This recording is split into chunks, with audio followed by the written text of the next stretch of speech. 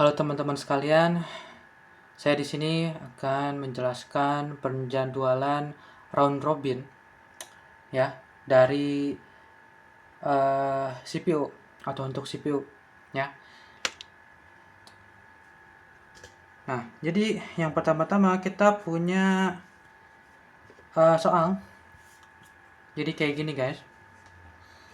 Kita punya proses 1, proses 2, proses 3 dan proses 4. Dan di dalam proses-proses ini kita punya arrival time dan juga burst time. Oke.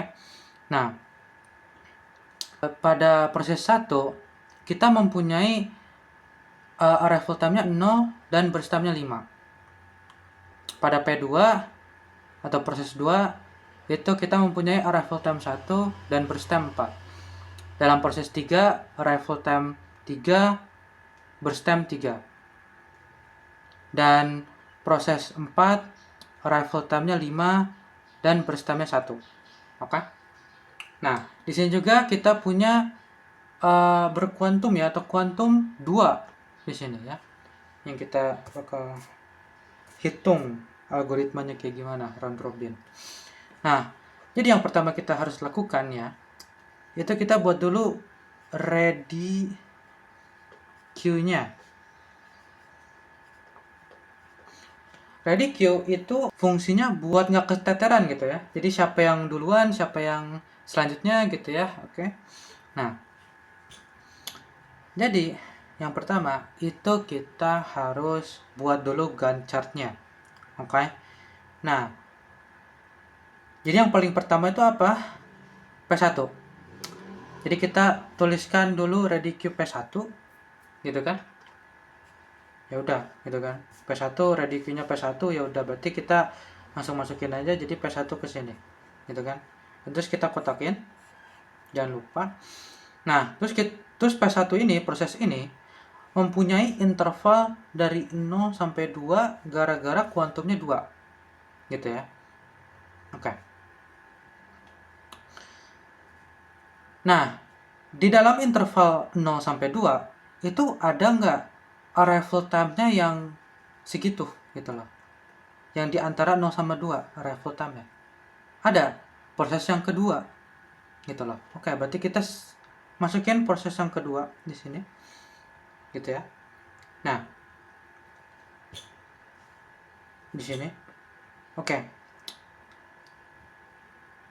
Oh ya, sebelumnya kita kan udah masukin P1 ke sini dan intervalnya 0 sampai 2, berarti kita tuh sudah menggunakan burst time-nya. Jadi kita coret aja, berarti 5 dikurangi 2 gara-gara kuantumnya 2 berarti 3 ya. Oke. Nah, terus habis itu kita langsung masukin aja P2-nya. Gak ada yang lain ya, ini gak ada yang lain. Oke, gak ada yang lain, berarti kita masukin aja P1-nya. P2-nya gitu loh. Ya. Oh ya, sama P1-nya tuh dimasukin lagi gara-gara ini belum selesai. Kita nggak bakal masukin lagi P1-nya kalau burst time-nya itu udah selesai gitu ya. Jadi kita masukin P2 di sini. Nah, terus kita intervalnya 4 gara-gara kuantumnya 2. Oke. Nah, terus kita burst time-nya kita kurangin lagi 2 gitu ya. Oke. Sekarang nih ya, di antara interval 2 dan 4 itu ada nggak arrival time-nya gitu ya. Ada 3 gitu kan, karena intervalnya 2 dan 4 gitu kan, di antara 2 dan 4. Berarti kita masukin P3 di sini gitu kan. Nah, ada lagi nggak? Nggak ada gitu kan. Ya berarti kita masukin lagi P2 ke sini.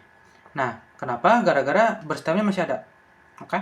Nah, habis itu udah nggak ada ya, berarti kita langsung masukin P1 ke sini lagi ya. Terus kita lihat burst time-nya masih ada 3, berarti kita coret 3 dikurangi 2 berarti 1 ya. dan terus di sini intervalnya 6 ke 4 ke 6. Oke. Nah, dari 4 ke 6 itu ada nggak arrival time-nya? Gitu kan. Ada nih 5 gitu kan. Berarti proses keempat. Berarti kita masukin proses keempat di sini. Gitu kan. Nah, habis itu ada nggak? Oke, nggak ada. Nah, tapi kita harus masukin lagi P1-nya ke sini karena belum selesai, masih ada satu lagi. Oke. Jadi kita masukin P1 di sini. Nah, udah nggak ada ya? Udah nggak ada yang kita bisa otak-atik lagi. Berarti kita masukin P3 ke sini. Oke. Nah, di sini P3 itu ada 3. Berarti kita coret aja. 1 di sini gitu ya. 3 dikurangi 2, 1. Terus berarti 8 ininya. Oke. Intervalnya dari 6 ke 8 ada nggak? Nggak ada ya. Berarti udah skip aja. Nah, haruskah P3 itu balik lagi ke ready queue? Ya, haruslah. Gitu loh, gara-gara belum selesai, masih ada satu lagi. Gitu ya, P3 di sini. Oke. Nah, habis itu kita udah nggak ada yang bisa otak-atik lagi. Berarti yang kita lakuin itu coret ini P2-nya terus masukin P2 di sini. Gitu kan? Nah, di sini P2 itu sisanya 2, ya kan? Berarti kita ini, nah berarti ini 2 habis ya. Berarti P2 udah selesai. Berarti sini 10. Oke. Nah, di antara 8 sama 10 ada nggak? Nggak ada. Oke, berarti skip aja. Nah, gara-gara P2 itu udah selesai gitu ya. Kita nggak usah masukin lagi P2-nya ke sini gitu loh. Gara-gara ya udah selesai gitu loh berstepnya. Gitu ya. Nah, habis itu yang kita lakuin ya masukin P4-nya di sini P4 gitu kan. Udah kotakin. Nah, interestingnya di P4 itu berstepnya cuma 1, guys. Berarti artinya ya udah kita masukin aja 1 ini gitu ya. Sisanya itu ke sini ke interval. Jadi dari 10 ke 11 gitu loh. Oke. Nah, berarti P4 udah selesai gitu kan. Berarti nggak usah masukin lagi ke sini gitu kan. Nah, habis itu kita punya P1, berarti kita masukin P1 di sini gitu kan. Terus ini P1 tuh cuman 1 doang gitu ya, sisanya berarti P1 sudah selesai. Berarti 11 12 gitu kan. Habis itu P3 di sini 11 12 13 gara-gara 1 di sini gitu kan. Berarti selesai. Gitu kan. Nah, ini adalah Gantt chartnya, guys. Oke. Ada 1 2 3 4 5 6 7 8. Ada 8 kotak. Kalau udah kayak gini gimana? Nah, kalau kalian ya ngelihat ada CT, ada TT, ada WT, ada RT. Ya, CT itu adalah completion time, TT itu adalah turnaround time, WT itu adalah waiting time, dan RT itu adalah response time. Ya, oke. Gimana caranya ngambil completion time itu kayak gimana? Nah, completion time dari namanya sendiri berarti selesai, penyelesaian. Ya. Nah, berarti kita lihat di proses pertama itu penyelesaiannya mana? Nah, sampai sini. Berarti apa? Yang kita ambil tuh ini. Gitu. 12. Oke, kita ambil di sini. Gitu kan? Nah, kalau P2 itu adalah apa? Ini P2, P2. Nah, P2 terakhir di sini berarti kita ambil 10 yang ini. Kita ambil 10. Gitu ya. Nah, habis itu yang P3 itu ada di sini paling akhir 13 gitu kan. Sini 13, kita ambil 13. Oke. Nah, habis itu P4 itu cuma 1 doang di sini gitu ya. Itu ada 11 gitu di sini. Oke. Dah kayak gitu saja. Gampang kan? Nah, sekarang turnaround time itu kayak gimana? Nah, gue punya rumus di sini. Turnaround time itu completion time dikurangi sama arrival time. Completion time itu 12, arrival time 0. Berarti 12 kurangi 0, ya 12. Easy, gitu kan. 10 kurangi 1, 9. 13 dikurangi 3, 10. 11 dikurangi 5, 6. Gitu kan? Oke. Sekarang waiting time. Waiting time itu adalah turnaround time dikurangi sama burst time. Gitu ya. Dan burst time itu yang paling awal ya, yang ini. Oke. Nah, 12 dikurangi 5, 7. Ya kan? Ya. 9 dikurangi 4, 5. 10 dikurangi 3, 7.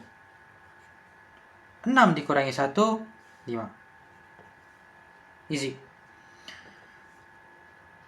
Response time.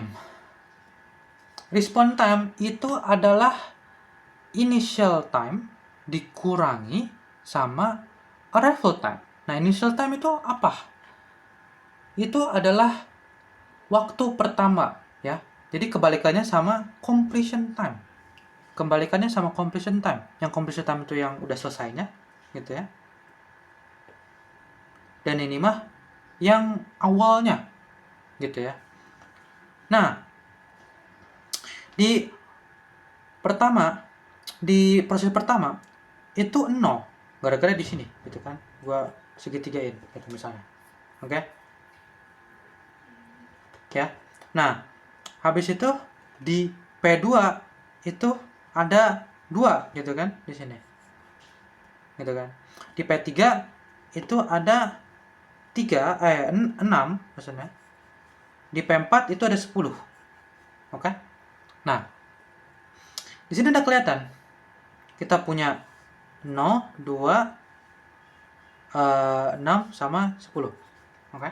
Nah, yang kita harus lakukan adalah dikurangi sama arrival time. Berarti 0 dikurangi 0, ya masih tetap 0. 2 dikurangi 1 itu 1. 6 dikurangi 3 itu adalah 3. Dan 10 dikurangi 5 adalah 5. Oke, udah selesai guys. Nah, kalau kita mau nyari rata-ratanya, ya gampang kan. Jadi kita tambahin dulu semua, gitu kan. Habis itu dibagi berapa banyaknya proses tersebut. Ada 4. Berarti ini semuanya ditambah 4. Dibagi 4 maksudnya. Oke. Nah, berarti apa? Rata-ratanya dari turnaround time itu dari 12 ditambah 9 ditambah 10 ditambah 6 terus dibagi sama 4 itu adalah 9,25